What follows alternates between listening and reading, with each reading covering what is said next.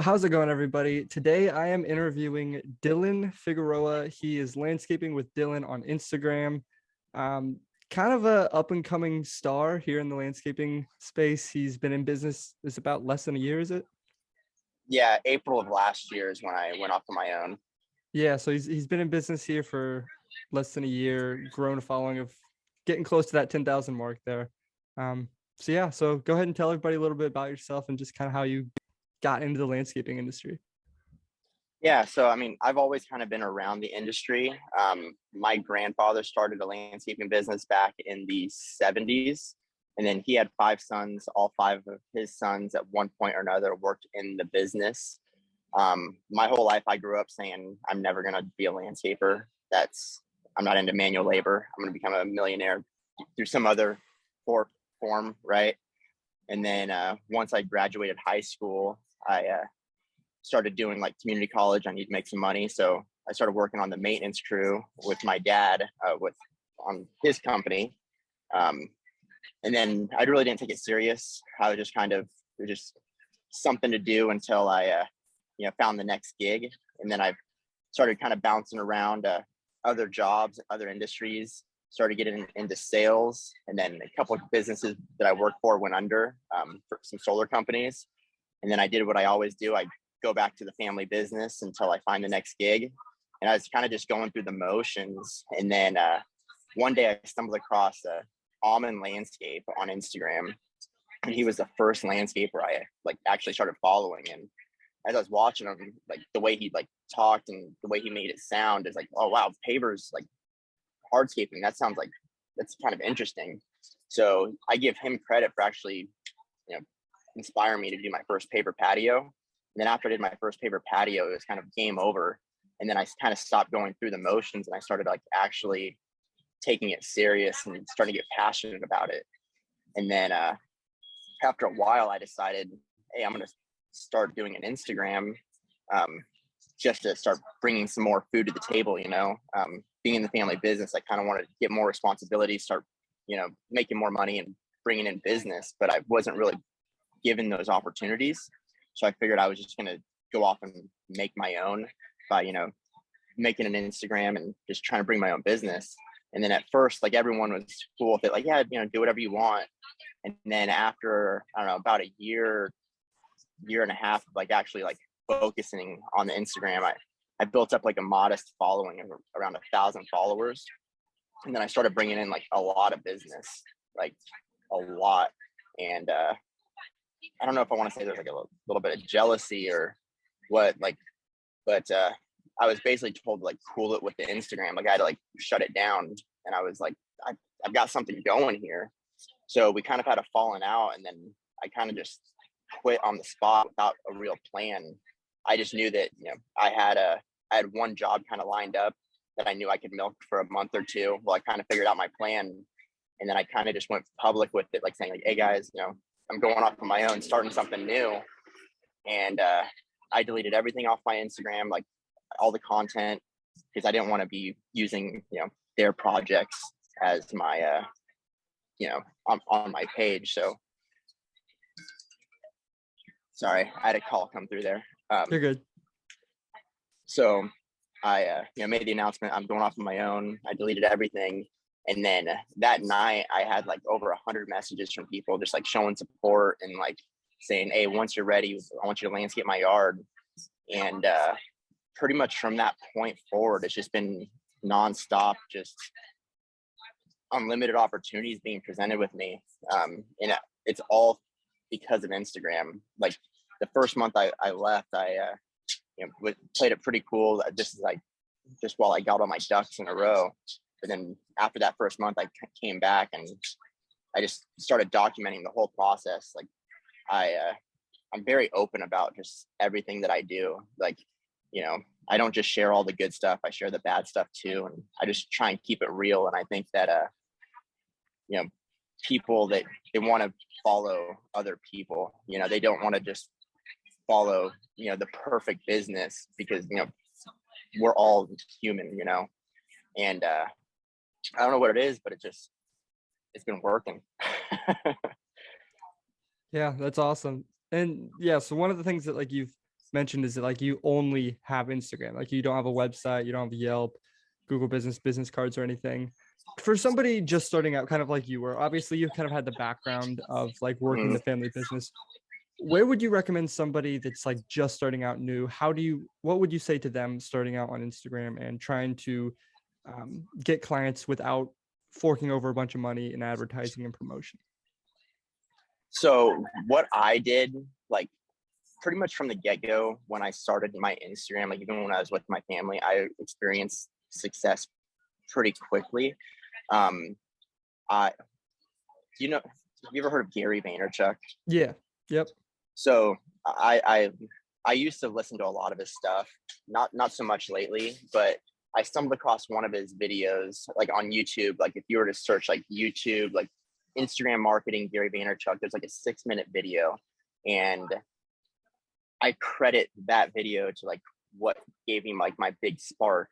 And that was just I came up with this idea called like it's called Insta grinding. So what I would do is I would just go to the explore page. I would type in the city I live in, like Roseville, California, and I would just like every single photo. Like I would go to the recent tab, and every single photo from the past, 2 hours, I would like it, and I would leave random comments. Just like if I saw someone working at the gym, I just randomly comment like, "Dude, you're looking swole." Or if there's someone guarding, like, "Oh, I bet that plant's going to be huge one day." Just like random little stuff. And then what would happen is like random people, like they would see that, like, "Oh wow, like who is this person that just randomly commented on my thing?" And then that'll get them to look at your page, because you have to think about it. Like most people on Instagram, they don't have thousands and thousands of followers. They got 200 or 300 followers, and when they post a picture, they're getting like 5 to 10 likes and maybe someone comments. So every single person that comments or likes on their stuff, they're looking at it. So instead of spending money on advertising, all I would do is I would spend like 15 to 30 minutes a day Insta grinding. Literally, I would just type in the city and then just like everything and just leave random comments. And it was slow at first, but after a while, like I started to notice like those people that I would leave random comments on, they'd start hitting me up like 2 or 3 weeks later, like, "Hey, I've got some landscaping that I need done." So like that's how I would get the eyeballs to my page. And then how I would keep them there is just you gotta get over your fear of being on the camera. You have to be able to show yourself on, like, do stories, like be real. People want to do business with people that they know, they like, and trust. It's hard to know and like and trust someone if they don't know what you look like. And to be honest with you, up until like I started like forcing myself to do stories on Instagram, I was camera shy. I'm still camera shy. To this day, I have never once used the selfie camera on my phone. Like I've never once, had it like this. Every single time I have the phone facing away from me, Really? and I have it in widescreen, so I look further away from the camera, you know. And yep, I've never once looked at myself on the camera when I record. That's a little fun fact, but That's cool. which is crazy because I do like a couple minutes of stories a day usually. But Yeah, yeah, you got to get over your fear of being on the camera. definitely. And I completely agree with that. Like the no like trust factor, just building actual relationships with people. Cause I think that's really where digital marketing is going, because companies are obviously out there, but people want to interact with people, just like you said. So I think that's definitely something to consider for just really any company out there looking to take advantage of social media marketing as a whole. Now, one thing that you currently you're doing the 30 reels in 30 days, which has been Yeah. awesome. I've been loving it. So where have you first of all, where did you get inspiration from that concept? Because I'm actually kind of doing a similar thing. I think I'm on day 40 something. I just have kind of been going with it. But where did you get inspiration for that? And where do you get inspiration for the actual creativity behind the reels, or is it just something that you come up with? I would say 90% of my reels, excuse me, are just ideas I take from other like reels that I see. Like I'll be scrolling, and if I see a cool transition, I'd be like, oh, that's cool. Like, I wonder how I can, you know, rework it to fit my niche and how I can, you know, recreate it, and I'll save it. You know, I've got a huge database of just saved posts from stuff that, you know, I want to recreate, and same with audios. So it's very rare when you see one of my reels that it's like it's 100% original. I take a lot of ideas from other people. Yeah, that's kind of what I tend to do too. You kind of got to hop on the trend so that you know what people are watching, and then you can kind of hop on that as well. But at the point you are now in your business, looking back from when you did start, is there anything that you would have done differently? Um, I maybe would have focused on getting better systems in place just from the get-go, because now I'm so freaking busy with, you know, 5-10 people hitting me up a day asking me to landscape their house, and they're all like good leads, people that trust me, like they're good, you know, opportunities. But I'm just so overwhelmed and just in like catch up mode. It'd be nice if I had the systems in place first, and I'm still working on getting those systems put in place. But I mean it's a good problem to have, but just having a little bit more strategy, I guess. Yeah, I got you. That's definitely something that because starting out, like, that's not really something you necessarily think. You're just like, hey, I want to get in business. Let's get some clients in. Let's do the work. And Mm-hmm. yeah, that's definitely good. Now, since you don't have any, like, you don't have a logo, you even said you don't really have anything in that sorts. When do you think it'll be the point when you decide to, hey, okay, I need to get a logo. I need to actually build a company brand, and like how do you plan on going about that? Yeah, so like my goal is like I would like to start building up a brand sometime later this year. Um, what I'm really looking for right now is another foreman, someone that I can really count and rely on in the field. Because right now I'm still in the field, like doing a lot of the work. You know, my crew's pretty good, but I'm still looking for, you know, that guy that I can just give the plans to. Sorry about that. You know, I'm still looking for that guy that I can just give the plans to on day one, walk them through it, and then at the end of the job, come back and, you know, have it all be done. That way I can focus more on the business side. And then when I do end up building you know, a company brand, what I'll probably end up doing is building another Instagram that is just the company.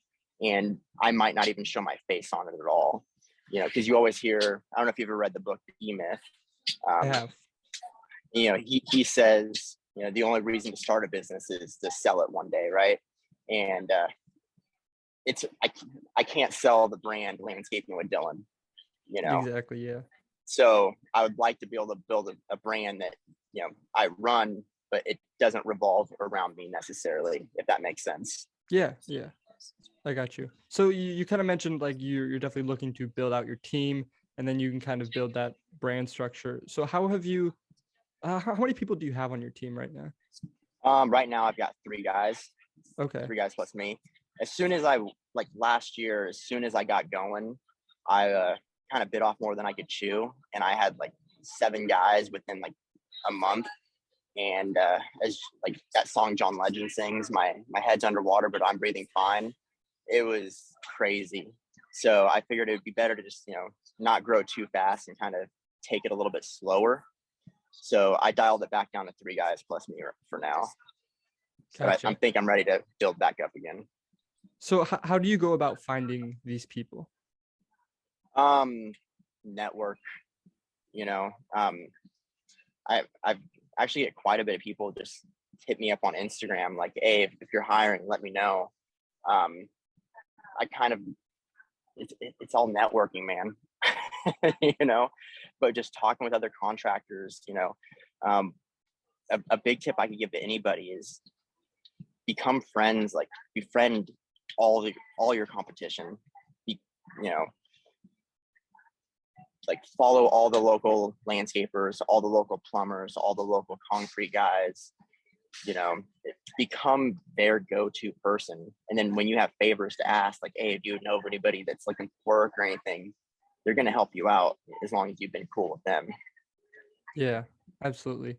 And then another thing I think you probably have a little bit of advantage with is because people, like you said, reaching out to you, like you make it look fun. Like you're interactive, you share everything every day. So it's like, who wouldn't want to work with you kind of? So that's kind of how I see it. You want to create it as a fun place to work, a place that people are going to actually enjoy working rather than, because obviously we both know that digging dirt all day isn't always the funnest, but ways to make it fun and attract people is definitely beneficial. Yeah, no, definitely. you gotta have a fun attitude. You gotta enjoy what you do. Absolutely. So what is the biggest problem that you're currently facing in your business, and like kind of how are you tackling that? Biggest problem I'm facing right now is sorting out the leads. I'm getting so many people reaching out where I don't know what to pursue and what not to pursue. Um, I don't know if you've been like kind of following along the stories, but as soon as I finish this 30-day challenge, which is like today, I plan on logging off of Instagram for like a Mm-hmm. week. I'm actually going to completely uninstall it off my phone just so I'm not tempted to look at it. But I I'm sorry, I got distracted. What was the question? You're good.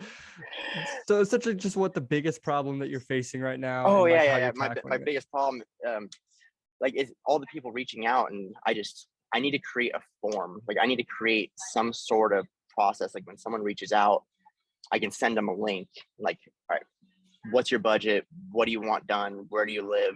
That way, it's easier for me to sort through what to pursue and what not to pursue.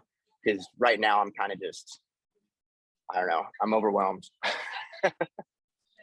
I gotcha. And then so what kind of job would your dream type of job be? So like do you want to do like um mainly just like paver patios and stuff? I know that one waterfall project you did recently was really cool. I like that one. What's like your ideal project that you want to bring on more? My ideal project, I like the total design build, preferably blank slates. I like being able to take a yard that looks bad or like that's nothing and just making it completely awesome.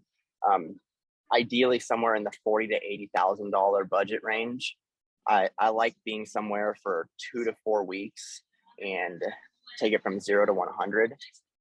I've done bigger projects where you're there for like 4 months, and I've got serious ADD, and it's a killer when you do like a month of underground stuff, and it looks worse a month later than it did on the first day you started, and I don't like that. So like that 2 to 4 week, 40 to 80 thousand dollar job, that's like my ideal. Right on. So I know you have like family experience in landscaping and stuff like you said, but was that mainly maintenance stuff? Yeah, so my dad, he has a maintenance company, and my uncle has a landscape construction company. Okay. I've worked for both. Um, the 2 years before I quit, it was more on the landscaping side with my uncle, but he focused more on just planting and sod jobs, a lot of irrigation. A lot of my hardscape experience that came from just following people on Instagram and then just saying like, "Hey, why don't you sell a paper patio? I think I can do it." And then I went and got ICPI certified and just kind of searched out the knowledge on my own. Um, a whole lot of it's just Instagram, man. Yeah. Connecting with people, learning online. Yeah, that actually I've been trying to get my girlfriend to get on YouTube a lot because I'm just telling her that there's a lot of information that you can learn out there on different topics and you can make just help out a ton. YouTube, I YouTube a lot. A lot of my knowledge comes from YouTube. Who would you say you've learned the most from? Would it be Caleb Alman at Alman Landscapes, or is there someone else that's really taught you a lot? I would say, well, Almond was definitely the one that kind of ignited the fire. Um, but I can't point to any other one person that was like the most, beneficial. Mm-hmm. Um, the How to Hardscape podcast. I've gotten a ton of value out of that just by listening to other landscapers, other hardscapers, and kind of getting their little tips and tricks. So that's been a very valuable resource for me. But yeah, just everyone. Right on. Yeah, totally. Go ahead and wrap this up real quick. I got one final question. What is something that you wish I would have asked you about, but I didn't? Or like something that you want to talk about or something that you think people should know? Mm.